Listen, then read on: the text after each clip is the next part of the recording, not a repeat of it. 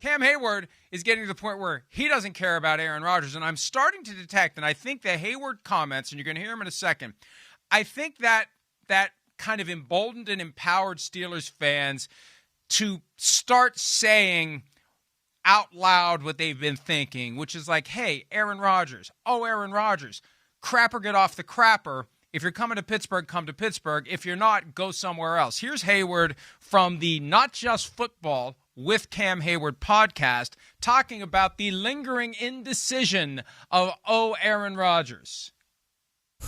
I'm tired of talking about the quarterback situation. I'd rather have it done. I don't know what ends up happening. I don't know, man. Like, this is... I'm ready to move on in the free agency. I ain't doing that or darkness retreat. I don't need any of that crap. Like, either you want to be a Pittsburgh Steeler or you don't. That's simple. That's the pitch. Like, if you want me to recruit, that's the recruiting pitch. You know, Pittsburgh Steelers. If you want to be part of it, so be it. If you don't, no skin on my back. Hey, look. Cam Heyward said what he needed to say. And can I just say one thing first? Can we get rid of the hats with the upside-down writing? Does it give you a headache to look at hats with upside-down writing? Every time I see one of those frickin' hats with upside-down writing, it gives me a headache. What is the point of the hat with the upside-down writing? Take it off the screen. I have a headache now from looking at not just upside down. Get off my lawn, young whippersnapper. No, listen, what's the point? I can tell you the 21-year-old version of me would have looked at that hat and said, what the hell are we doing here? Put the writing on the right way or get rid of the writing. Anyway, it dovetails with what Cam Heyward was saying. Show up or don't. Let's get out of this limbo that we're in with Aaron Rodgers. What's the point? Last week, Chris, the moment that the clock started on players to sign with other teams, guys were making major life decisions in the blink of an eye. And we saw hundreds of guys agree to terms last week. We saw guys who have never even been to the facility, which they will call home for the next 3 or 4 years if the team doesn't, tear up the contract after the first 2 seasons of it.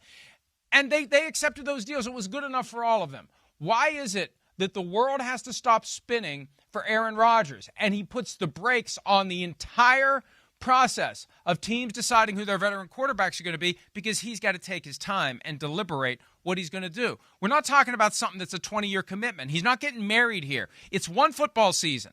You know your choices. Make a decision. What's going to change if you stand there and think about it on the beach for your candid staged photography? I can understand why Cam Heyward's upset. And if I'm Aaron Rodgers, I hear that, and maybe that pushes me away from the Steelers. Maybe I don't want to walk into a locker room where the biggest, baddest mother effer in there has made it clear that he's not going to bow down and kiss my feet. Well, I don't think he's that unhappy, right? He didn't seem like unhappy. He's saying, I'm sure he's frustrated about it, and I think it was more about just the talk in general. I'm sure that's all that he's being consumed by in Pittsburgh. And, of course, we know it's a national story. But, listen, this isn't an easy decision either. And we don't know what else is going on with maybe another team that might be, kind of dragging their feet on this altogether. Okay? It's not an easy decision. It's life-changing. This is a guy that does career. I mean, you're all about, hey, players being careful about where they play, where they want to play, capitalism, get every last dollar. All right, well, this guy's done that, and he's taking his damn time.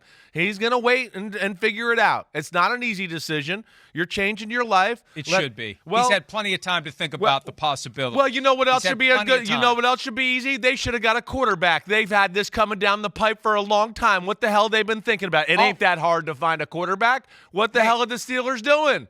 What are they doing? I said this last week. Right. I said it last week, and I wrote about it. The Seahawks had Sam Darnold lined up before they traded Geno Smith. Nothing anyone says will convince me otherwise. There's no way. It would be malpractice to trade Geno Smith without knowing that you're going to have a replacement. Even though it's a tampering violation, Everybody does it as long as it's not blatant. Right. The Steelers should have had somebody lined up before they did the trade for DK Metcalf, because the moment they did that trade and committed that money to DK Metcalf, they gave leverage to anybody who's negotiating with them.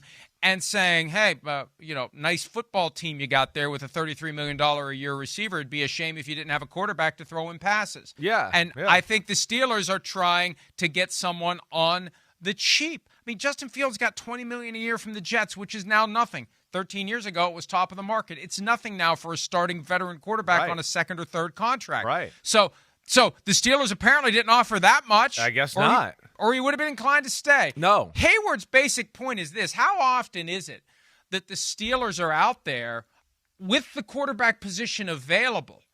Like, who wouldn't want to be the starting quarterback of the Pittsburgh Steelers? I think that's his point. Yeah, I hear you. This isn't the Jaguars. This isn't the Titans. This isn't, and I'm going to name several other teams and piss everybody off, but come on. We know that the Steelers are different than other teams. I get. I'm not yelling at you. And so I'm what's yelling the deal? at You the either situation. want to be a Steeler or you don't. I can understand where Heyward's coming from. I get that, but also like the luster of the Steelers is not exactly the same as it was 10 years ago or even 20 years ago. I mean, right now it's in the Steelers. You mean the team that kind of like just barely gets in the playoffs every year and all of that, and the offense is always pitiful, and Mike Tomlin's got to manage the game, and they got to play through their defense all the time.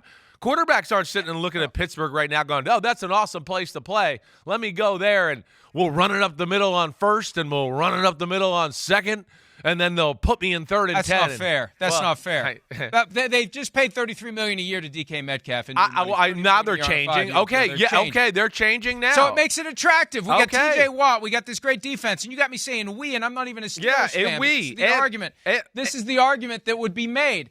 The Steelers defense was 25th in football last year. Or no, it was not 25th, because their offense but it was up there. It was 12, excuse me. Because their offense was ass. Because their quarterbacks were Justin Fields and Russell Wilson. My only point is I understand Aaron Rodgers taking his time with this. I do. He's kind of earned that right. I'm sorry. And the Steelers put themselves in this position. So then they should just go sign somebody else. They should just sign Joe Flacco and be done with that. That's fine. And like, I mean, to your point, I understand what you're saying.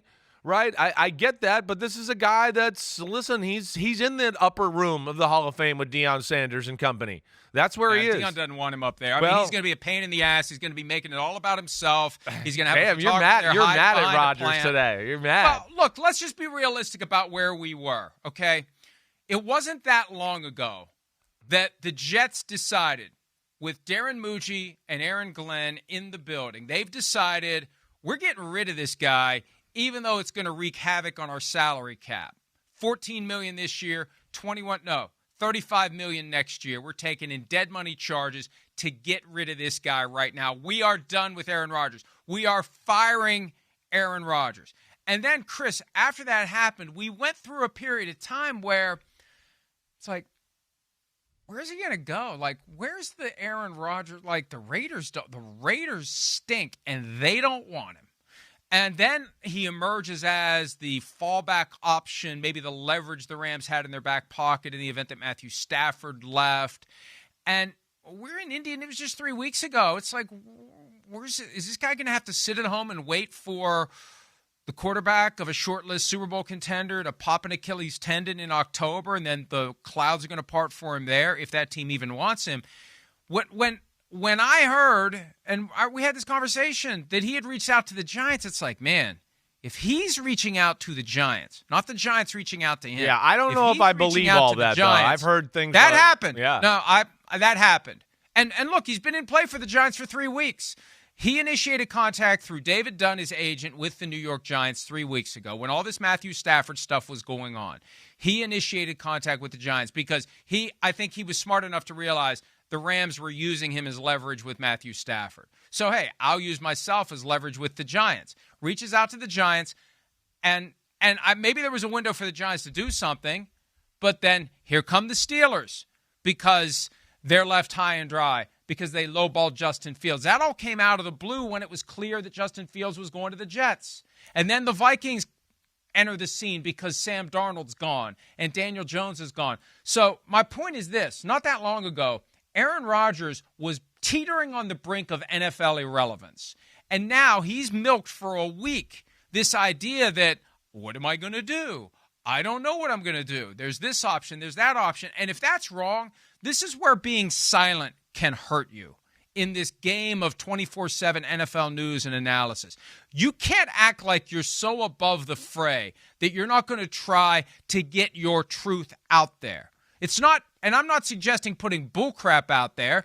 If the truth is other than he's sitting back staring at the three options, waiting for an answer to manifest itself in a haze of ayahuasca fumes, then tell us what's going on.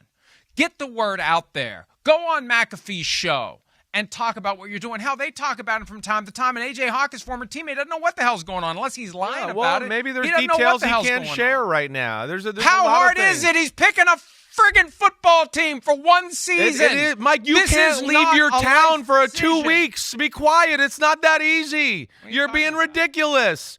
It's not that easy. He is in the upper room of the Hall of Fame. Screw you, and Dion will like him there. So those are the facts of the matter. The facts of the matter are now that these two teams are desperate. I'm sorry, and they're both your team, so deal with it. The Vikings, the Steelers.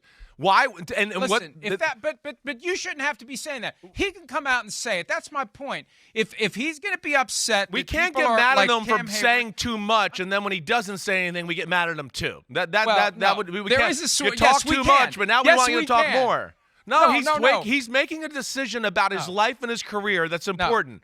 I'm sorry, and two teams have up their quarterback situations, and now they're mad that the guy won't hurry up. Hurry up and fix our problem. Hurry up, you. It's been a week. Oh, great. I mean, I don't give a crap if he takes another week. That's not his problem. That's their problem, ain't it? That's right. This isn't complicated. No.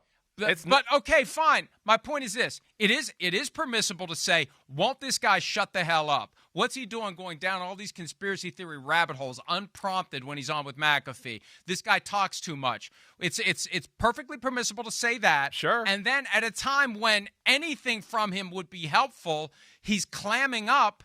That I think it's fair to say, what the hell? The guy that always talks, all of a sudden he's got nothing to say. I don't think it's a subject there's a lot to say about. There's things that are private that he probably can't talk about. He's not going to be able to go on there. You know what's going on. He's trying to figure out Pittsburgh or Minnesota. Say the move affects his family, for crying out loud. Okay. It's just him. It's still, so what? What's that mean? You're being very selfish yourself with all this. It doesn't mean anything. Hey. It's still his life.